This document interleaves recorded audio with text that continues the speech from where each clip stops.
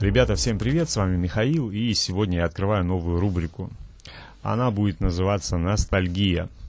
И, собственно, в этой рубрике мы с вами будем брать какие-то исторические значки, либо монеты, и брать, отрисовывать их, создавать рельефы на их основе.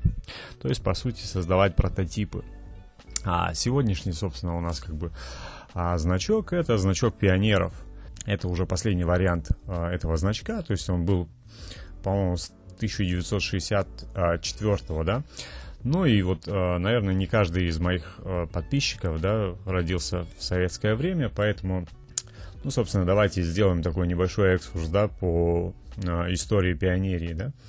А сама пионерия была основана, ну, практически ровно 100 лет назад, то есть 20-е годы, когда сменилась власть, и буквально там несколько лет оно все проходило под девизом скаутства. То есть я так понимаю, что это было заимствовано у американцев, и как у американцев есть значки, ну и взяли за основу, видимо, тоже какую-то американскую идею, да.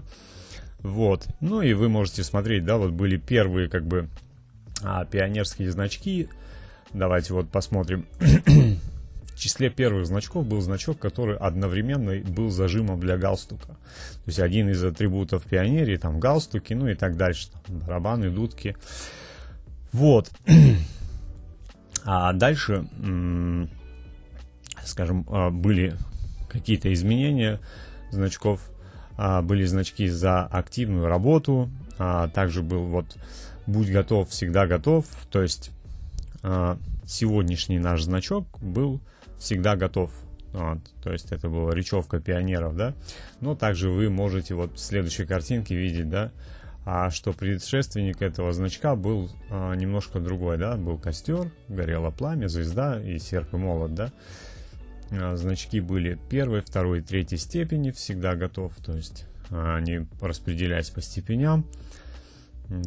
Ну и был значок инструктора пионеров, то есть был инструктор и был старший инструктор. Ну вот, то есть было несколько значков, да, старшего инструктора. Они немножко видоизменены, но в принципе суть та же, да, «Всегда готов», как бы под тем же девизом. Ну, давайте теперь от слов к делу. Вы можете скачать в открытых источниках, собственно, этот значок и приступить отрисовывать его вместе со мной. Вот. Поехали. Первое, что мы делаем, создаем обычную прямоугольную форму, и уже на основе нее создаем узелки, и по узелкам, собственно, делаем такой каркас пока.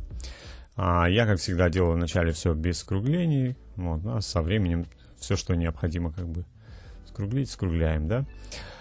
Теперь смотрите, какой момент. В принципе, ну, если кто-то там чувствует, что для него это сложно, да, может быть, хотя я постарался как бы максимально такой простой выбрать, да, значок. Я вот что предлагаю. Я предлагаю, что я, наверное, выложу рельеф этого значка, либо STL-ку, я не знаю, кто чем занимается, если вы там занимаетесь именно, у вас ЧПУ станок, ну, соответственно, вам нужен там рельеф, да. А если у вас 3D принтер, ну, соответственно, STL-ка. Вы обращайтесь ко мне, и по мере там необходимости я вам скину вот этот рельеф, либо STL-ку, либо все вместе, как хотите. Вот. Ну, а вообще, конечно, рекомендую сделать это самим. Почему? Потому что на таких вот простых примерах вы приобретаете опыт работы с векторами, работы как-то с рельефами, рука набивается, а потом, ну, как бы в процессе, как бы, чем больше мы что-то делаем, тем больше у нас, ну, соответственно, повышается квалификация. Ну, так, скажем, такой банальный пример. Если ты знаешь, как играть в футбол, это не значит, что ты умеешь играть в футбол. Поэтому я рекомендую делать все ручками. Оно запоминается лучше тогда, вот, поскольку если ты что-то не сделал руками, а просто просмотрел, это остается в памяти на короткое время. Вот. Ну и вот, собственно, мы с вами уже практически его дорисовываем. Вот. Значок вот просто элементарнейший. То есть его сделать там, ну, у вас займет, ну, от силы, может быть, Если делать все как бы размеренно потихоньку, то, ну, я думаю, максимум полчаса. Вот. Итак, с вами был Михаил. Всем пока, до новых встреч.